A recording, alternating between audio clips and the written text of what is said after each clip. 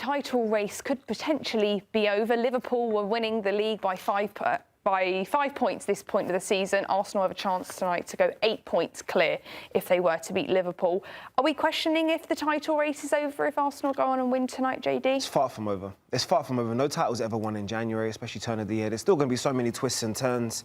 And more importantly, you have a Manchester City team who has the experience in terms of chasing and knowing what it takes in terms of to win a title over a condensed period or a long period of time. So I think there's going to be a lot more twists and turns. I think the gap will close again before it actually expands one more time. So you really have to take all of the variables into consideration. But what this season is showing me is that if Arsenal do win the title, it was actually won off the pitch than it was ever won on the pitch. And I mean that in saying it's the recruitment that's actually going to enable Arsenal to be in the position they're in, because a lot of teams are struggling with injuries and consistency. Even Arsenal, by the way. And even Arsenal. But what you're seeing is the squad depth or the quality within Arsenal's squad is allowing them to still compete and still contend at the highest level. So that's why they're picking up points at places that they were dropping points last year, which has left them in a really strong position. But that word experience, I'll say it again, and that Manchester City team has a wealth of experience and has a manager who knows what it takes to win a title. Listen, the political answer is the title over? No, obviously the title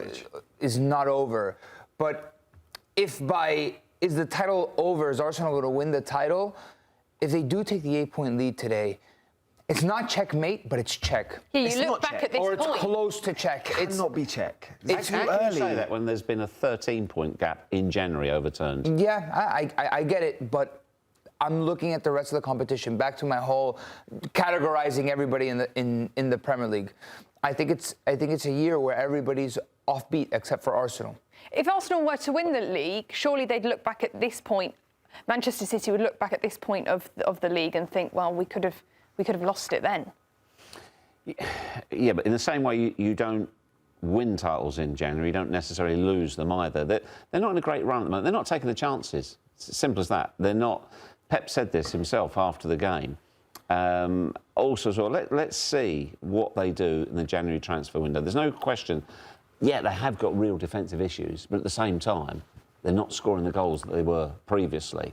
But there's a long, long way to go. For sure, there's a long way to go. I've seen too many title races, because then what you've got to call into question. Let's just say, God forbid, Declan Rice and Gabriel get injured. Say that Arsenal lose 2 big players. It's possible. And then also, come March, mentally, how do Arsenal handle it? Not won the title for 20 years. Facts. And City get that little bit closer. Long, long way to go in this. And this is also a Man City team who historically has gone on double figures winning streaks within seasons and quite comfortably has turned the page and turned the heat up at the right time. How that team, in terms of Arsenal, handled that pressure, because it will come at some point, is really going to dictate whether or not they're called champions in May or not. So also Semenyo has just arrived in Manchester, because obviously we've had the reports that he's going to Manchester City. What does it say about the type of player Manchester City are getting? I mean, yesterday he could have easily sat that one out, but he decided to be in starting lineup. He scored the winner. I'll tell you the sort of player they're getting. They're getting a young man who turned 26 yesterday, who absolutely deserves this. Rejected by Arsenal as a kid, rejected by Tottenham as a kid, rejected by Millwall as a kid. An 8-week spell at Crystal Palace. No thanks very much. He could have drifted out of football. He had the determination, the heart, the desire, and the talent to make this. I honestly could not be more pleased for him. Rejected by England, and now he's going to score against them at the World Cup. You've been telling me this for the longest while, and he's been billing this. When that moment happens, he knows he can drop me a text and be like, look, it's written in the stars. I feel like it's a roll of the dice for Manchester City as well, and also a roll of the dice from Pep Guardiola, because, let's be honest, over the last 18 months, this is the shakiest we've seen in terms of his tenure as the head coach or as the manager of Manchester City. And his leadership style, I would say, is one that is clearly one that works when it's working in terms with the player and the relationship is at their highest.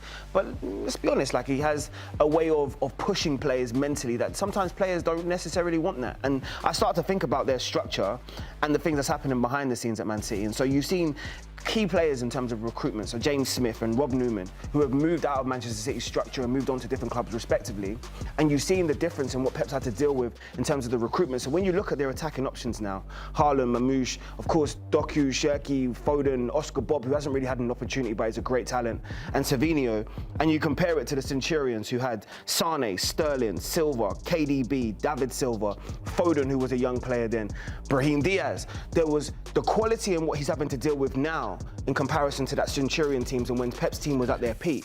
It's completely different. So this is really pushing him from a coaching perspective in a completely different capacity. I don't know, like, They're not bad, those top five, yeah, though, Jay, like, are they? I look at this team and Did you hear the players bad. I just listed? Okay, let's go one by one. I love this because they're all profiles, similar profiles. Listen, I think that the names over there are probably going to be better than the names from now. Clearly, like you have a David Silva, right? Club legend. Go on, keep on naming the teams. The names here: Sane, He Sterling. moved him out of the club. He moved Sane out of the club. He moved on from Sterling. Sterling, there were times that he couldn't get a goal for his life. And this is also somebody that scored double figures for him and consistently within the Premier League. So he's looking for players that can replicate the consistency that was shown in those prime players. But at one point he said, I need an upgrade from Sterling.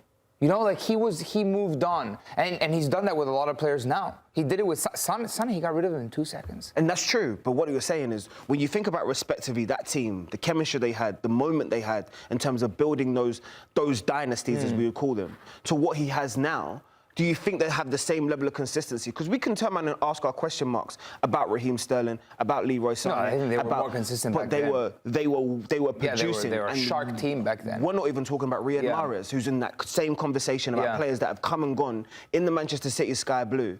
And I now don't think he has these a different players are place. bad, though. I'm not saying they are Like, bad. I can see the similarities in the profiles. I can see the Mahrez and the Shirky comparison. Like I look at can see the Oscar Bob right Doku now and the Sterling Savinho, comparison. like, again, it's a tricky place for Semenyo to show up and try to have that same protagonism that he's having at Bournemouth, right? It's a completely different job. It's a completely different job he's got there. And you got to make the most of your minutes that you get, right?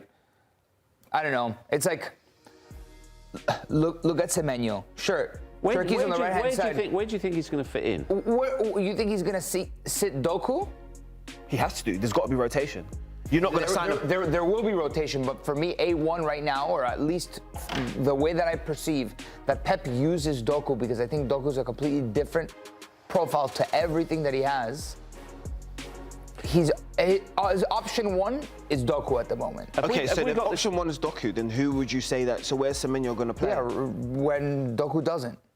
When Doku's injured. You're going to sign someone for $88 million. It's Manchester City. Middle of the season. And say, I'm going to put you on the bench. That's the sadness of modern football. You can go sign somebody for a ridiculous sum of money and say, yeah, you'll be our backup guy. Look at what Arsenal did with Eze, bro. How much did they sign him for? Yeah, but Eze... He hasn't played in the last 4 games. See, you're pushing that narrative again, but I actually personally think Eze is still a key part of that team. Semenyo will be a key part of this team, but I think, I mean, you look at these numbers. 424 million spent in the last year. Is that Victor Rice doesn't even play for Manchester City. James Trafford is a backup goalkeeper, for God's sakes. Nico Gonzalez isn't even that good. The moment Rodri gets fit, Nico Gonzalez is not seeing the pitch. Please. It was a panic signing. Like, he's quality, but not Man City quality. He couldn't cut it out at Barca. I can see the similarities. Modern football. I can see the similarities in a lot of his signings from the players and the squad that he created history. He's really trying to find similar profiles in players that can replicate the excellence that was there before. Unfortunately, there's one aspect which a coach can't control, which is consistency and confidence. And a lot of those players that he's signing have had spells of confidence, but haven't had the consistency that Pep demands from his players on an everyday basis. PSG didn't need Kvaratskhelia. They went out and got him, and they won Champions League. So you're saying there's one player away? Is that what I'm saying? Man City need one player? I'm just saying, sometimes when you think a player doesn't fit, he ends up being the entire difference.